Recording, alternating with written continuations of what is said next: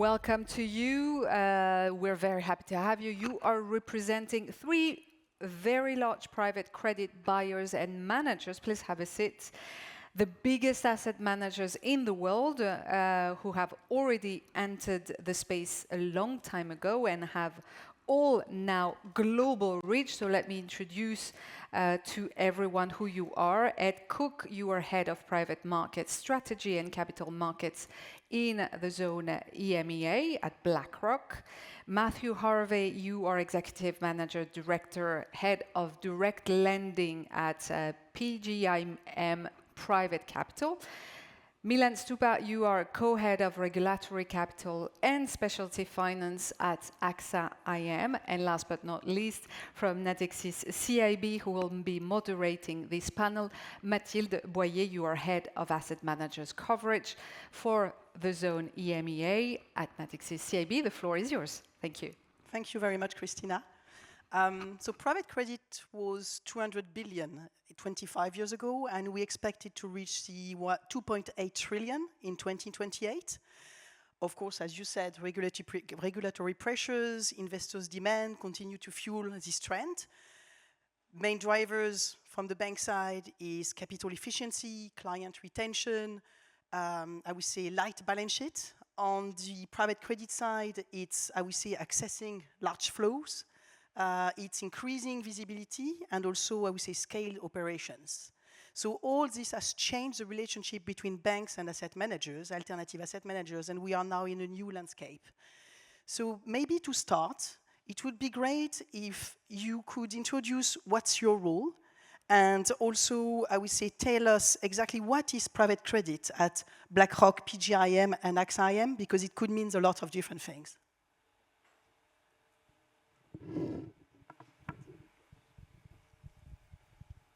Start? Sure, happy to start. So I'm Matt Harvey. I lead the direct lending business at PGIM Private Capital. Taking a big step back, PGIM is the global asset management business of the U.S. Prudential Financial.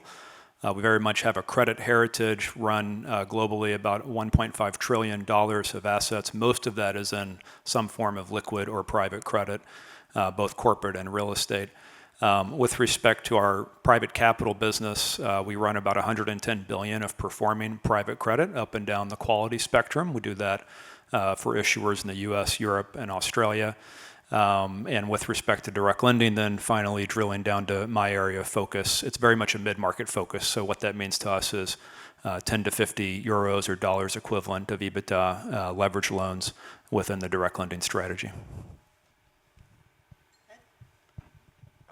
So my name's Ed Cook. Firstly, Mathilde, thank you very much for having us here today. I look after the capital markets business. We're here to source, structure, and finance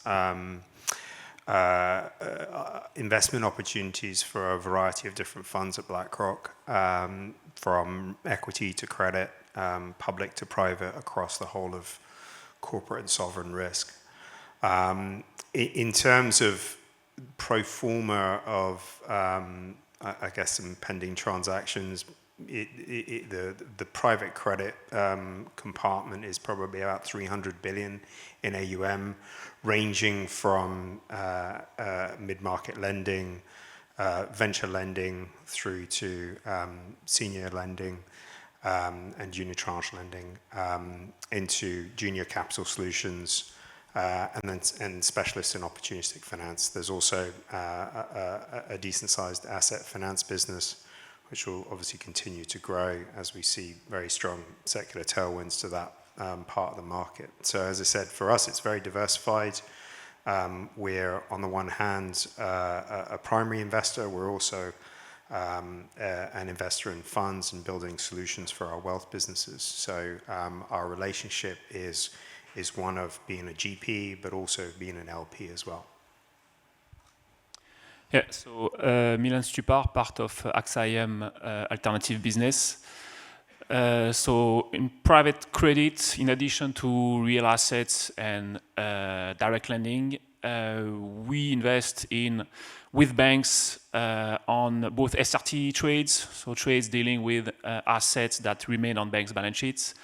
And we do some partnerships as well on some new asset classes that we'll probably discuss later, including fund finance, mortgages, consumers, trade finance, and so on, could be done through some official partnerships with one single bank on one asset class, or multiple relationships with several banks, or directly in the market, depending on the asset class.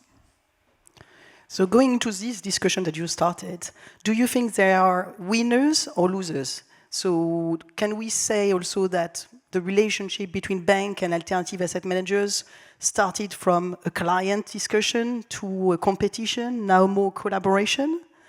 And I would say, especially as we see a lot of, I would say, partnerships being announced recently, I would say JV partnership or strategic partnerships, knowing that Natixis was, I would say, a pioneer in that market, because we launched our O2D strategy several years ago, and I think I checked the figures, we did syndicate 11 billion last year just in real assets loans.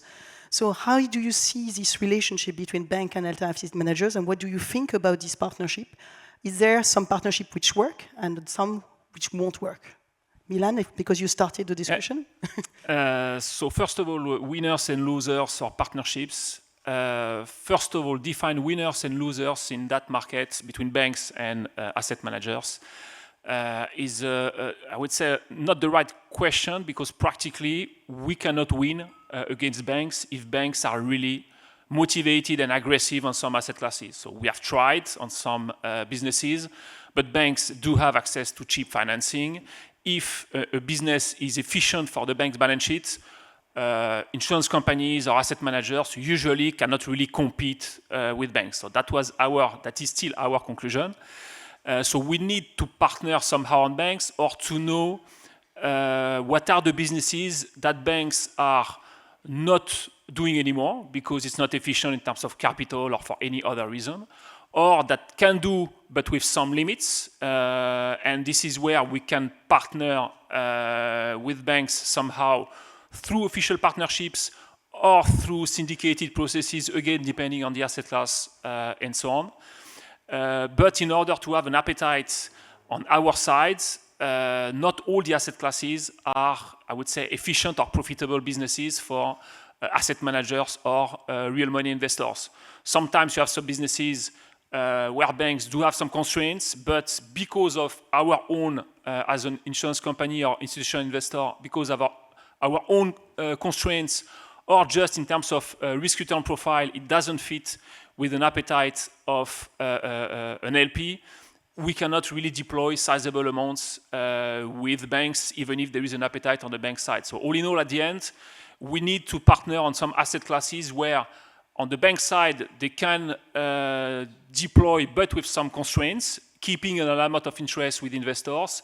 On the investor side, on the standalone basis, we have access to some businesses that make sense and usually provide a kind of diversification compared to the rest of other credit opportunities that we find in the public markets. I fully agree with that premise, and I think there's a little bit of a sensationalist media narrative that creates a winner versus loser dynamic on this question. And I think the reality is we've competed and collaborated as partners for many years. In our private credit business, for example, which spans decades, we've always partnered with banks. We can provide something that banks typically, historically have not, and vice versa. I think the financing and service needs of issuers, whether it's corporate or real asset, are far too complex, far too deep, far too varied for any one manager or bank to fulfill those needs. From my perspective, then, what we really look at secondarily, and what underpins all of this really is supply and demand, right? The question was, who's promoting this? Is it the issuer side demanding something different, or actually is it the investor side looking for an investment form of capital? And I think a lot of this comes down to origination, and where you see partnerships that are more formalized between asset managers and banks really is leveraging an origination channel that maybe previously did not exist for that asset manager, for example, and where the banks can potentially marry an origination channel they have where they don't currently have the capital formation to provide the right form of capital to those issuers. For us, our approach has been more organic and bottoms up. Different regions, different sectors, different service lines provide for different layers of partnership. I think for others, of course, you have seen very formal top-down mandates that way. But in many ways, to me, it's an extension of the same trend that's always existed. And it's really about investors looking for origination channels where they don't currently have avenues to access as it stands today or previously stood. So you won't be surprised to hear that. I'd also agree that this zero-sum game that's propagated between, I guess, the banking markets and private credit / the capital markets is really a false dichotomy. And actually that there is a symbiosis in addition to the relationships, the origination. If you think about banks, typically are a short-dated lender. Insurance capital is much further out in terms of duration. So that maturity transformation is just one of the examples of that symbiotic relationship that exists between a bank and an asset manager or the capital markets. I think the other thing as well is that banks have quite realized that, in terms of, and this has kind of been championed in the United States, is the acceleration of the velocity of circulation in your capital means you can serve more clients for a unit of capital. And so that, has a massive impact on ROE and profitability. And so therefore, I think, as I said, Natixis was very much a pioneer of this coming out of the GFC. But you started to see broad-based adoption, certainly across European banks, to implement very similar models of distribution. So I do think that has been an area where we will continue to see that complementarity in terms of, as I said, the banking union partnering with asset managers in the capital markets. I'd also agree that a lot of private credit firms are essentially counter-cyclical in the sense that you're trying to harvest an excess spread above and beyond a sort of liquid benchmark in one degree. And so the dislocations that happen in public markets are actually opportunities for both banks and private credit firms. And so that is also quite complementary rather than retracting from one another. And continuing with you, Ed, another strong point in the evolution of the relationship is the expansion to new areas, new, I would say, asset classes. What are the asset types that you feel will move from bank to non-bank in the future? And what are the new asset class you are looking at today? So I'd probably give you we're quite a sort of large and diversified organization, but I think, so I'll give you a bit of a macro answer, is that if you think about, 10, 15 years ago, or maybe just pre the GFC, if you think about a company's life cycle, they would, get to a certain size in the retail network of BPCE, they would take a bank loan, they would grow a little more, they maybe do some M&A, and then they would get an institutional coverage, and then at some point they would tap the capital markets. Then they might come into the, do a public listing, and continue to grow and attract. But typically what happened is that any stage of that particular company's life, and this is the same thing for, it could be a bank or a fund, there was essentially one, solution or product. And we've talked a lot about this in recent years, is that now we talk about a convergence of public and private, a convergence of the banking markets and the asset management markets, the insurance market being much more prevalent than it had been historically in being also a direct originator and not intermediated by asset managers. So again, I think that the really interesting sort of macro phenomenon is the competition for capital that exists across the different channels, client types, origination avenues for companies, corporates, banks, and funds to have an ever diversified sources of fund financing. If you look at the private equity industry, again, everything that's happening around the innovations in fund finance, continuation funds, how structured equity JVs, all these innovations that are happening have now born of trying to find innovative solutions to certain cyclical challenges, let's just say, as it relates to generating DPI. But there are now, as I said, a much broader constituency or a much broader avenue of potential solutions that can be addressed in bringing a corporate finance problem and finding multiple avenues for solution. Ultimately, that's a great thing for the broader capital markets. We talk about creating sort of economic flywheels in the sense that people are coming into products, they're getting that capital deployed, the companies are returning that capital, adding to the growth in those economies, and then that is now flowing, and that capital flows back into, let's say it's a retail investor, it's an insurance company, it's a bank. Again, these flywheels are incredibly important, so therefore the ability for us to have innovation across the different channels, across the different segments is incredibly important in terms of what I think is actually going to look forward 4, 5, 10 years from now is going to be the dominant theme looking back. Milan, maybe your views on the new asset classes? Yeah, so as I said previously, what is really, I would say, interesting for us is to have access to some asset classes that we can't find elsewhere without partnering with some banks. So historically speaking, SRT, it's not an asset class, it's a strategy that was giving us access to many, many different businesses that were and that remain on banks' balance sheets. So revolving facilities on large corporates, mid-cap SMEs, exposures, more and more consumer assets, trade finance, and so on. Some core performing businesses on the bank side that banks were keeping on their balance sheet. They continue to keep it on their balance sheet, but now we can have access to the credit risk of those businesses thanks to SRT. So that's not new. What is new in the SRT space is now the size of the market. So we are in that market since early 2000. The size of the market now compared to even 5 or 10 years ago is really, really different and much bigger, almost 10 times the size of the market 10 years ago. So that's one aspect, not a new one, I would say, but definitely a growing one in the market. In terms of brand new asset classes that now we have an access to thanks to this disintermediating trend. On our side, I will quote just 2 or 3 asset classes that we have invested in the last 1 or 2 years. One is not 2 years, it's slightly more, it's mortgages. We have deployed more than 10 billion on mortgages for mostly insurance companies in Europe. And we have deployed in one single country almost, which is Netherlands.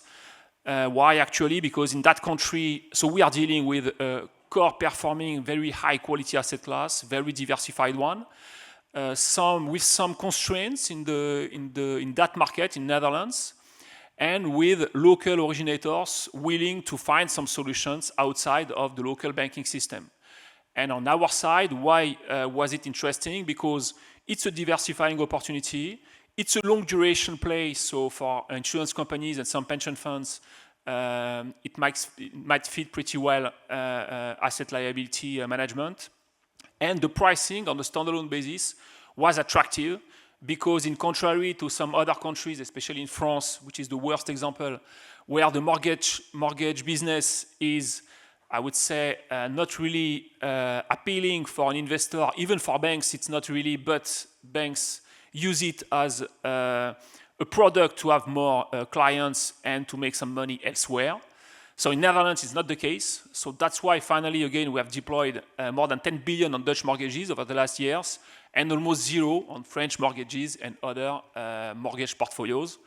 We have the same kind of appetite and we are currently implementing last year and this year some big investments on fund finance, cap call facilities, for example.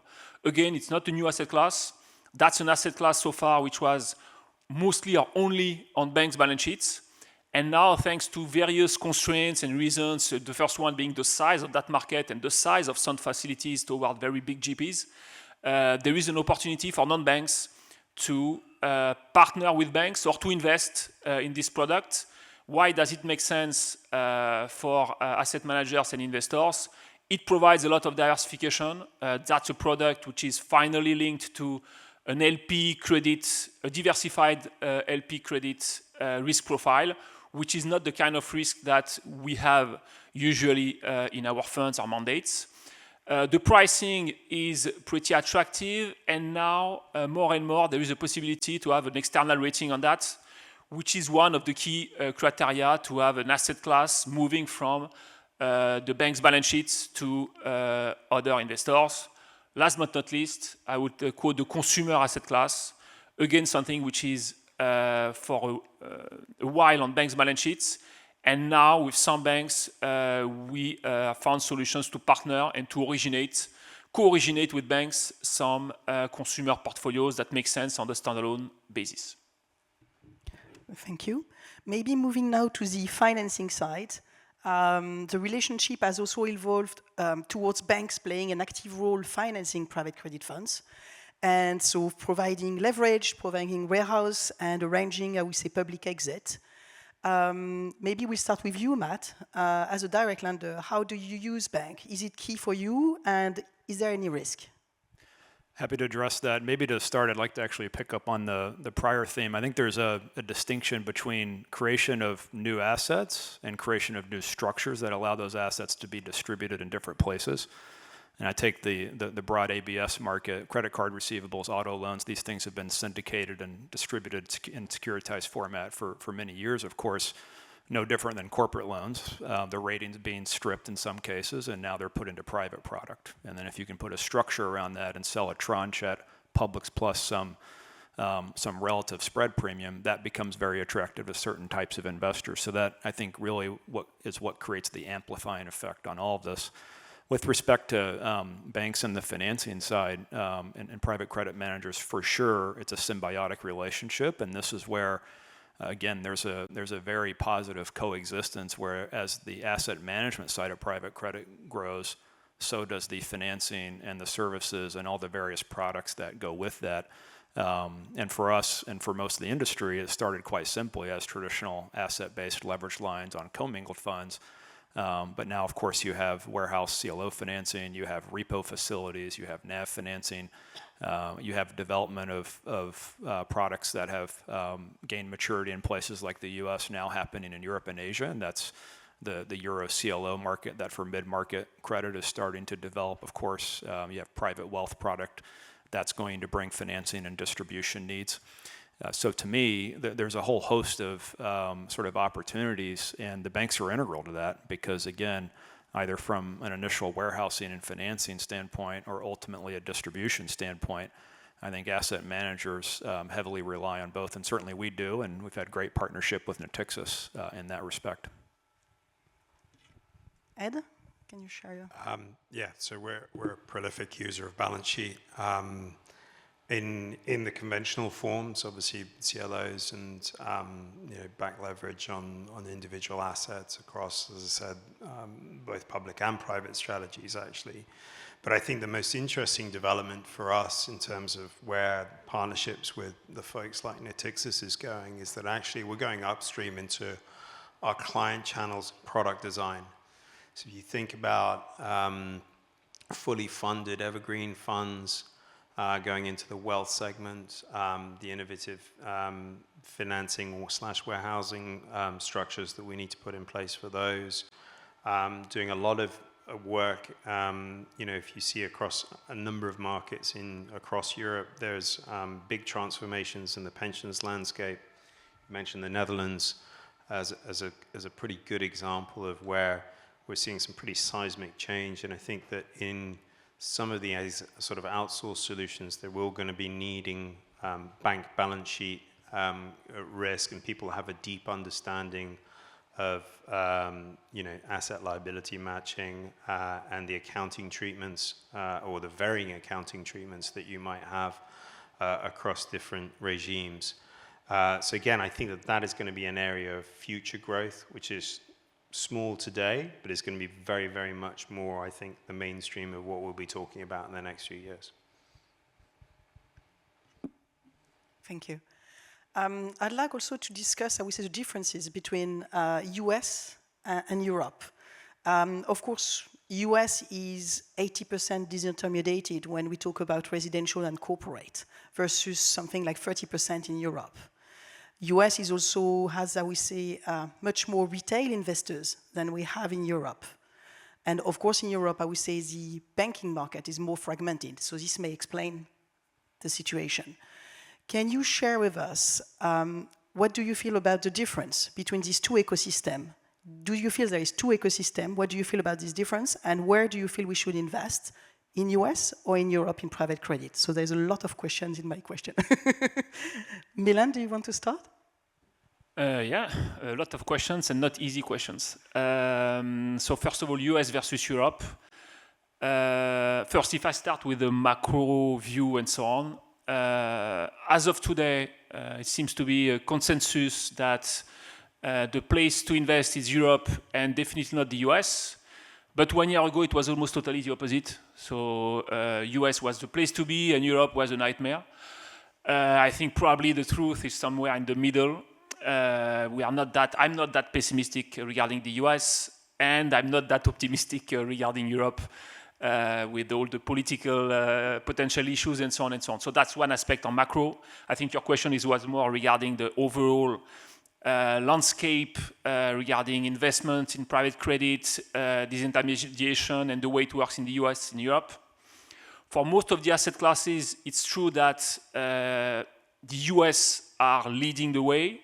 And in Europe, we are benchmarking ourselves with what happened in the US and guessing if we can achieve the level of disintermediation in the US and syndication and so on some asset classes that are still in Europe predominantly done by banks and kept on their balance sheet.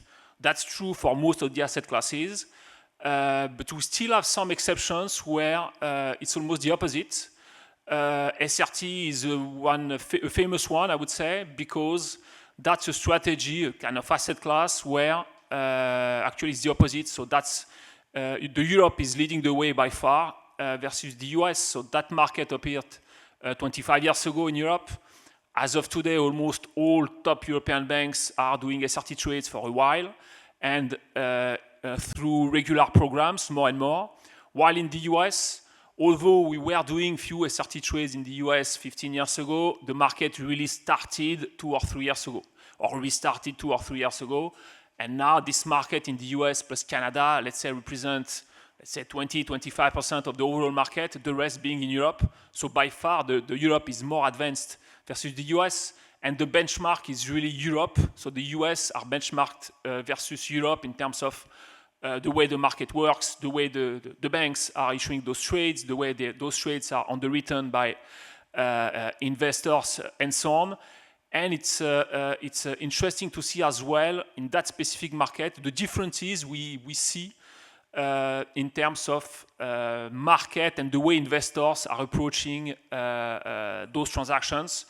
In Europe, since inception, and it continues to be the case, it is much more a relationship-driven market where you discuss with some banks almost in the bilateral basis, or at least to have a big chunk of a specific trade. So really driven by the relationship you have with banks. While in the US, it is much more market, I would say. Banks are coming to the market, to many investors with a potentially a quick process, much more based on volume, price, and few features to change on the trade, and that's it, with no special, usually, relationship between investors and banks. So even in that market where Europe is leading, we see some differences in the way it has been approached by investors. And now the big question in the SRT market is, will the European way win the game and we'll have more relationship-driven discussions in the US, or will it be the opposite?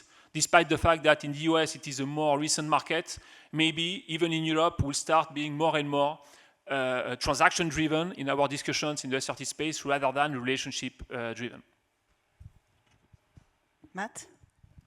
Sure, I would add a couple of things to that. One, I think the question really is more of a tactical question than a structural question. I think both markets have very good value. And particularly in privates, it's been demonstrated over time that the most attractive returns generally are achieved during periods of volatility or uncertainty. And so when you overlay that with a manager that has the ability to evaluate relative value between markets, I think that makes a good investor proposition for the end owner of the assets. With respect to trends, I think a lot of it comes back to where capital is being formed.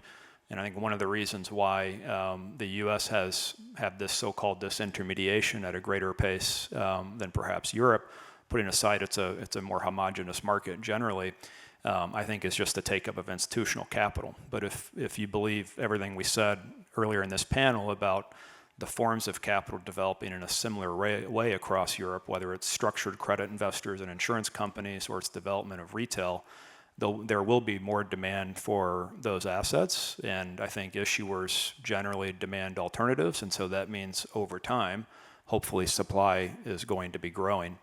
And that's where I think the two markets tend to calibrate over time. If you take a big step back over the last 5 years, think about all of the events that have transpired, right? You've had COVID, you've had policy certainty, you've had obviously the Ukraine war and so forth, and all those things have transpired, I think, at least in the short to medium term, to decouple economies, decouple supply chains. And again, that comes back to the idea that tactically the ability to deploy in one place versus the other is probably a good capability to have. But long term, if the investment flows are there, issuers will find a way to access the capital, and that means, I think, more proliferation of private credit and other alternative financing sources for Europe as well. I mean, I'd just add that the old adage, which has been true for like 25 years, which never really changed, is that 80-20 split doesn't actually reverse. Everyone says, oh, we'll see greater consolidation in Europe. You're one of the few firms that's managed to do some cross-border M&A in the banking space. Let's see if the others are more successful. But actually, if you look at the relative size of US bank balance sheets and broadly based European balance sheet, there isn't a big dislocation. The dislocation arises in things like the US BDCs, and you look at the comparable instruments in Europe, and it's less than 1% of the size of the US BDC. So I think, as I said, there's more capital in base because of positive regulation that has promoted alternative forms of capital formation outside of the banking market.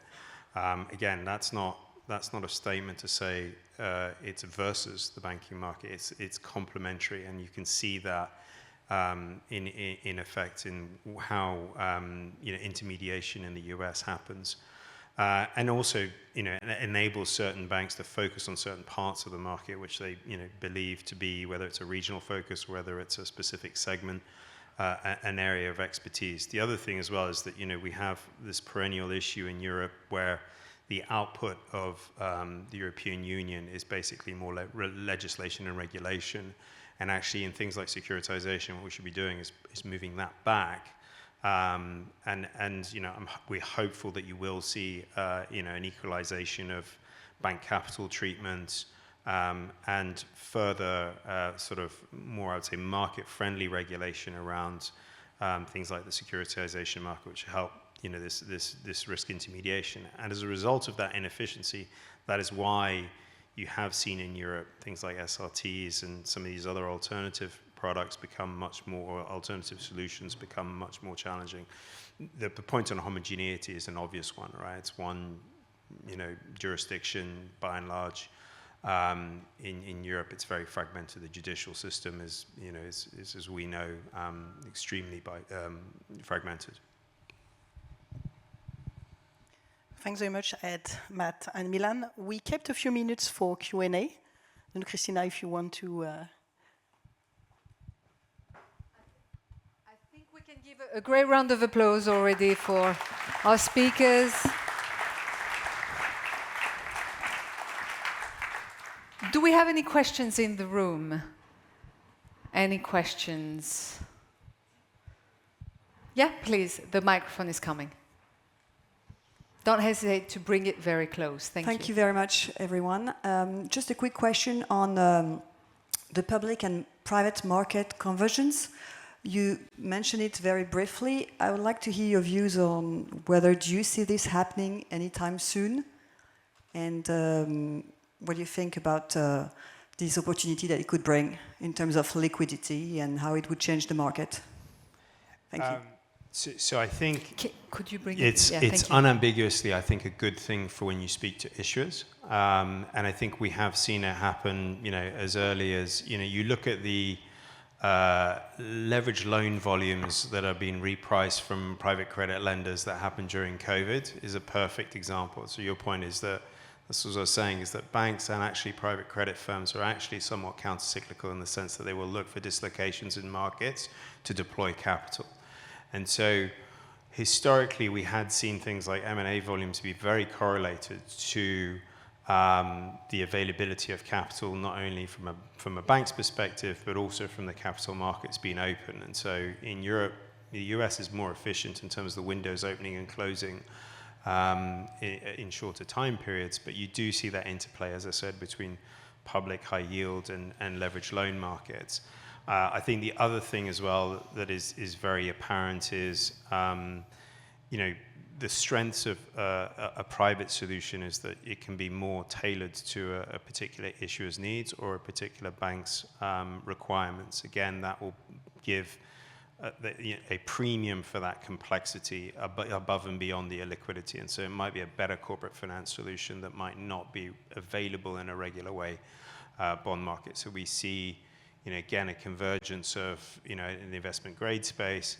At what point do corporate hybrids are better tailored as a private instrument? Again, as long as we can get the right rating agency treatments for these instruments, that I think that will come through. And that, as I said, we think that will continue to be a feature of essentially providing counter-cyclical capital to what typically should be an economic decision to essentially go to public markets, because that's going to be your lowest cost of execution. But it might not be the area where you might solve, as I said, a specific corporate finance problem that you're trying to solve for that particular client or issuer, or it might not be that availability is there at that time. The last thing, which I think is propagated this convergence, is that a lot of these funds started in sort of what we'll say the mid-market, and now they're going into the whole of the market, in the sense of the number of $5 billion plus private credit financings in the last 4 or 5 years have massively increased in terms of the size of the overall transactions, and the average EBITDA of the issuers has risen, quite materially as a result of that. So I definitely think the convergence is happening in pretty much any market that you want to play at. It's more pronounced in the sub-investment grade markets, and I think some of the sort of asset-backed markets, and definitely in infrastructure. You see an interplay between, USPPs, public issuers, and what I'll call private infrastructure debt solutions. Again, I think real estate has been historically quite well intermediated by both private and public capital. So I think that you will start to see that going into the investment grade space more prominently. And obviously that's a very large part of the market. Just one thing I'd add, I agree with the point about convergence. I think you also have to acknowledge there's a very real size barrier to issuance in public, right? In the US, for example, it's estimated there are 200,000 middle market companies. Very few of those have the scale or efficiency or desire, frankly, to go get rated and do a liquid deal. And therein lies the value prop of private. So I think in the large cap end of the market, you'll see increasing convergence because issuers know they've got optionality. And I think you'll increasingly see deals where you've got an opco loan rated and liquid, and you've got a holdco that's private and so forth, right? There's a bit of a combination. But I do think this broad middle market, whether it's Eurozone or US, exists, and those companies just don't have, and probably increasingly don't have, the size of issuance to have good execution in the public market. Any other questions? Well, thank you very much to all of you. Thank you. Great applause, please. Thank you.